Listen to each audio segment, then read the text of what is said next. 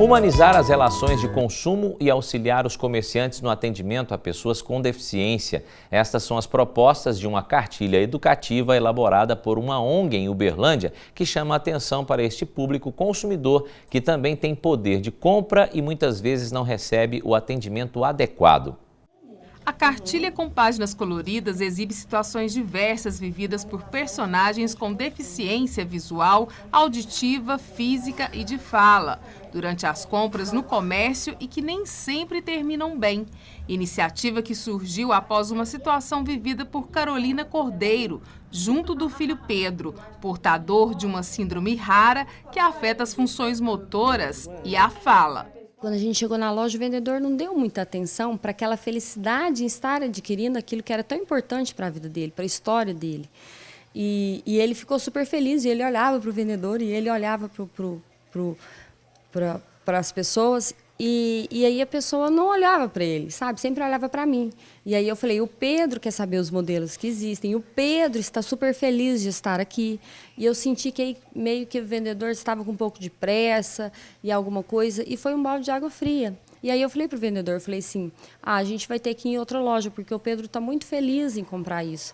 E aí a gente saiu e foi em outra loja, então eu senti que as pessoas dão pouca importância ao que não é falado, porque um olhar, um sorriso é uma forma de comunicação não verbal muito importante. Ao constatar que a frustração e insatisfação do filho durante as compras é compartilhada por muitas outras pessoas com deficiência, Carolina elaborou, junto com parceiros, a cartilha educativa. A ideia é ensinar e combater a desinformação de muitos vendedores e comerciantes. Com normas e sugestões de atendimento a pessoas com deficiência, a cartilha busca humanizar as relações de consumo e será distribuída no comércio de Uberlândia a partir do mês de setembro. Através do Pedro, de várias vivências minhas até negativas, eu achei que era muito viável produzir uma cartilha com dicas e não normas, né? Então não é uma lei, porque quando é lei a pessoa faz para não ser punida. E essas dicas visa que a pessoa tenha uma mudança ao olhar a pessoa com deficiência. Empresário e colaborador da cartilha, Ricardo recebeu hoje um exemplar das mãos de Carolina. Pretende orientar todas as funcionárias com as sugestões e dicas para o atendimento a pessoas com deficiência. Essa cartilha vai trazer um benefício muito grande, porque auxilia o pessoal que está no comércio de como vai tratar essas pessoas. Tratar com igualdade, né? Cerca de 20 mil exemplares devem ser distribuídos ao comércio nessa primeira etapa. Carolina e Pedro comemoram os resultados do trabalho educativo, que tem motivado novas ações de acessibilidade. Um shopping aqui da cidade que abraçou a causa e eles fizeram as cartilhas. E eu fiz um treinamento com os funcionários de como eles podem estar recebendo essas pessoas. E eles se estenderam a cartilha ao projeto que é mesmo de humanização, que é o projeto Angel Hair. E eles viabilizaram um Passcard, que para o deficiente físico ele não vai ser cobrada a taxa de estacionamento, ele pode cadastrar no Valet Parking e com isso ele vai ter toda o acesso. Tudo isso visa trazer mais conforto para essas pessoas, que essas pessoas se sintam mais confiantes em estar em entretenimento, em compras, nesses lugares, porque isso traz muita qualidade de vida para a pessoa com deficiência. Quando ela sai de casa, ela quer viver, ela quer estar feliz. Eu vejo isso através dos olhos do Pedro. E que essas pessoas que elas possam serem recebidas com essa mesma alegria e essa receptividade que é natural, que não seja lei, que não seja norma. E a cartilha vem para abranger esse olhar.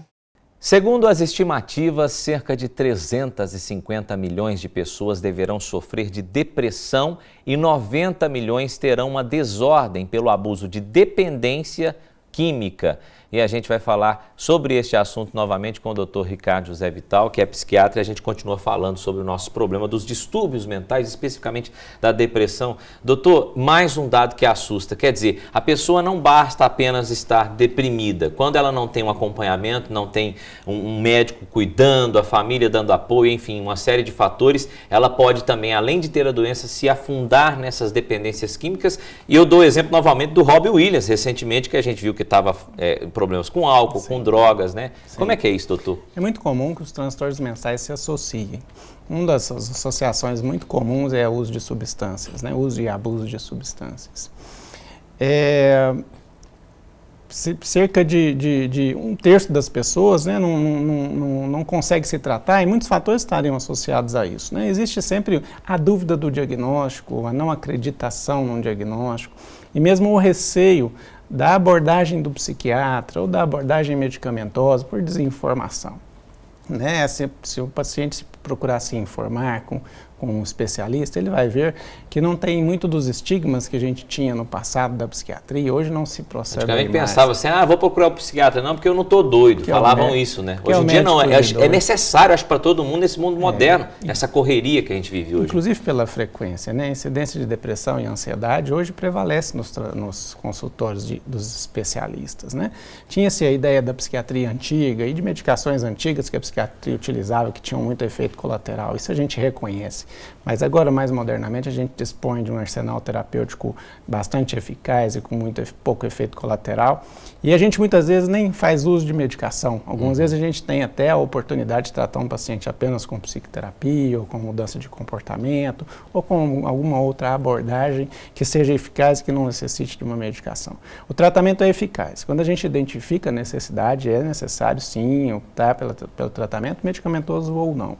Mas é necessário porque muitas vezes esse transtorno se mascara, a pessoa passa uma fase bem, mas via de regra ela não se cura sozinha, tá? Então é necessário um investimento. A gente sabe que o adoecer humano, a gente vem falando sempre, é biopsicossocial e espiritual. Então a gente acaba tendo que investir nessas áreas todas aí para recuperar. Eu vou voltar ao caso do Robbie Williams, porque está recente e nós tivemos vários problemas em torno desse caso há uns 10 dias atrás. Eu lendo uma reportagem, de acordo com essa reportagem que eu li, o Robbie Williams antes, nesse momento de crise, desde 1980 ele passa por esse momento, ele ficou muito tempo na reabilitação, depois ele saiu, depois de alguns 10 anos, depois ele teve uma outra queda, voltou para a reabilitação, se não me engano, em 2006, e ele falava uma coisa, ele falava que tentar tirar uma pessoa deprimida do jeito que ele estava da cama era como você pedir para um paciente tetraplégico levantar da cama. Doutor, é isso que acontece? É difícil tirar a pessoa desse quadro clínico? O que vocês fazem para reverter essa situação? Com certeza, isso é indicativo de uma gravidade. Uma gravidade que se deve ao não reconhecimento do transtorno, à cronificação e à não abordagem, né, ao não tratamento. É claro isso. Né? Muitas vezes não é passível da vontade voluntária, isso não é voluntário da pessoa, falar assim, olha, levante da cama aí, vamos para o shopping, vamos divertir.